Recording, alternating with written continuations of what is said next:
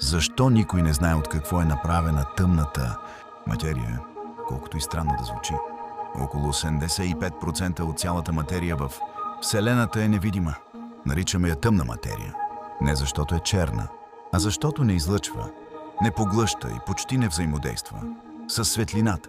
Но тогава откъде знаем, че съществува? Защото виждаме гравитацията й.